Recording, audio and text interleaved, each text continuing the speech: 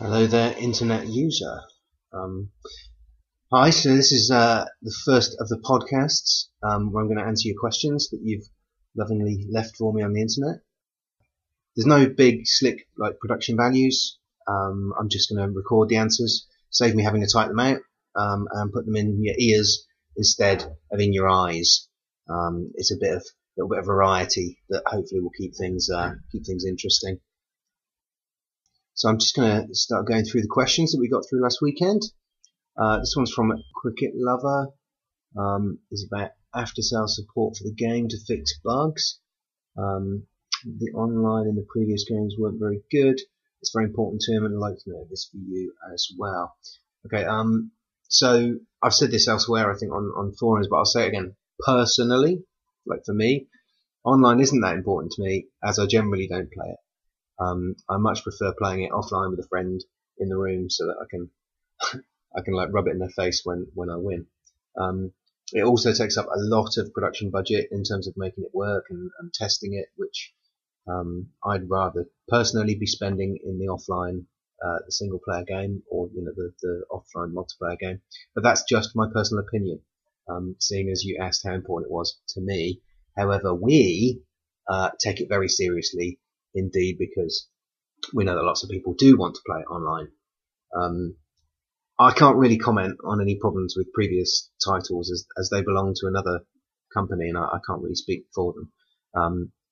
But there's been a big shift over the past few years where companies have stopped seeing games as a one-off product that ends when you release it, and now they're seeing much more of a service where you have to support the game, update it, offer new content for it. I think 505 have an incredibly good track record on this. The stuff that they've done for Sniper Elite 2 recently, that's been really good in terms of patches and DLC stuff. They are absolutely totally committed to cricket, so I am very optimistic about the 2013 game at release and afterwards. So all good, I would say. Question number 3 is from Cricket_online. It says, have you considered games like Madden NFL or FIFA while developing Ashes Cricket? It's all about the difficulty of cricket games in the past. He says the poor longevity in the offline mode definitely hits the sales and bottom line of any cricket game. Well, as always, I'd be interested in seeing your numbers on that. But have you ever given thought to enhancing the game's longevity and implemented features to solve the problem, like Madden's slider-based difficulty system? It's quite a brief answer to this, because I think I've touched upon this in other areas when we're talking about accessibility and difficulty. I mean, in short, we look at all sorts of different games for inspiration. Certainly sports games, primarily, even non-sports games, they're all useful. For me, the difficulty element of cricket, it needs to be threefold, I think. I think firstly, it comes from the ability of the opposition against the team that you're playing with and against. So you can pick that yourself. So if you want a really tough challenge, then you play as Ireland against South Africa, for example. Or if you want something a little evenly matched, and please, let's not argue about this, but I would say England and Australia currently are fairly evenly matched. So you can play like that. Again, if you're struggling, then you could play as someone really good against a much lesser team. I do think that the second element is how forgiving the timing element is. I know we've talked a lot about the mechanics of the game and it not being so reliant on timing. It's still going to be reliant on timing, because that's a massive part of cricket. Timing is a huge part of it. And 3, it's how many visual clues you get to read the ball before it's bowled. I think that should be adjustable. So from easy, which is a very early indication, medium, which is quite a late warning, and then right up to expert, where you just get no help whatsoever. I think that's very important. I mean, they're very hard to balance. I like the idea of it being user customized, but bearing in mind the levels of ability, a wide variety of players have. If you have an infinite amount of different difficulty, like sliders, can you test them all properly? and it's about giving enough options so that people can find their level and adjust those three things I've talked about to suit. So in short, yes, we've talked a lot about the difficulty, and I could ramble on about it all day. But yes, I'm very confident that we will be getting it right this time round. Hopefully that's enough to answer your question. The next question that I actually had was quite similar, I think. So from Cricket Lover again. In International Cricket 2010, there are some things I didn't like about the bowling cursor changing colour, the batting aids. Yeah, I think same thing as the previous question, that we're trying to make it a lot more flexible so that you can actually change those options yourself. You can get as much help or as little help as you want, which is kind of part of creating your own level of difficulty.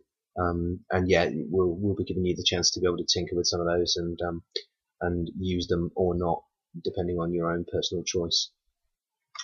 The next question that I have is from Brandon D, or Brandond, possibly. How does the new engine seem to be coming along in terms of animations? And then there's also a second question about licensing. On the animation side, I can tell you every single animation in the game is absolutely brand spanking new. We've done loads of new motion capture for that. But I won't talk about it too much, because one of the upcoming dev diaries that we're planning will go into a lot more detail and start to show you some visuals and things, showing you some of the motion capture sessions and how we put that into the game. So it would be better to talk about that when you can actually see some stuff to prove it. So I'll hold off on that for now. In terms of licensing, I can't talk about that too much either, but I do promise that we're doing our best to get in as much as we possibly can. Authenticity is very important. Kit items, bats, balls, stadiums, commentators, players, everything. Some of those are more complicated than others, but I promise we're doing our very best. I should say, actually, I keep saying that I've said this in various places. As well as our official forum, I should also say that there's a site called, if you don't know about it, there's a site called Planet Cricket, where I'm answering questions as well as on the official site. So you should probably go and check that out if you're thirsty for more information. That's it's www, just the 3 W's, www.planetcricket.net. A big shout out to them, etc. And the last question that I have is from EHTX28, and they are asking, can you discuss a little about what efforts are being made to implement game physics, ball behaviour? In your first blog, you talked about unpredictability being a key focal point. I imagine physics being important, if not the most important aspect to achieving a certain level in this area. What do you feel has worked or not worked before in this kind of game? Where do you see new innovations and ideas? Excellent question. Again, there will be a dev diary because we have identified this as one of their most important areas. There will be a dev diary closer to the time where the team are going to explain how all of this works, which I think should be very interesting. But that'll be quite a lot closer to release, I would have thought. It's definitely something we're concentrating on getting right. Lots of this stuff has been in previous games, like the ball being affected by the pitch and the weather, but it has been very subtle. And I think there's probably some things that we can do with commentary and some things we can do with HUD to help bring that out and expose it to the player a bit more and make it feel a bit more real. Yes, one of the big things that we're trying to do is have more unpredictability. Things like the bat and pad things that haven't really happened before, to be honest, in any cricket game that I can remember. Certainly not very well. But a bigger variety of nicks and edges, from like little thin ones to great big thick edges that really change the direction of the ball in all directions. As you can probably tell, it's very hard to explain just talking about it. You may well have to wait until that later video comes out to explain how that all works. But yes, it's definitely something that we're absolutely concentrating on, 100% focused on. Okay. So, yes, that's the last one I have, I think. Those are all cleared up. Thank you very much for your questions.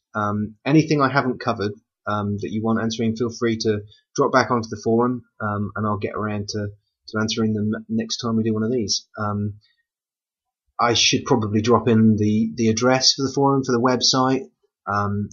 Chances are, if you're listening to this, then you probably already know about it, but I'll do it anyway. So if you go to www.ashescricket2013.com, you'll find links to our forums, to our Facebook page, and to our Twitter account, which, if you're not following, liking, and reading regularly in backwards order, then there must be something wrong with you. And frankly, you should be doing those all of the time. Thank you for listening. We'll see how these go down and see whether I do one of these again. But it's always nice to experiment and good to talk to you. Thanks for listening.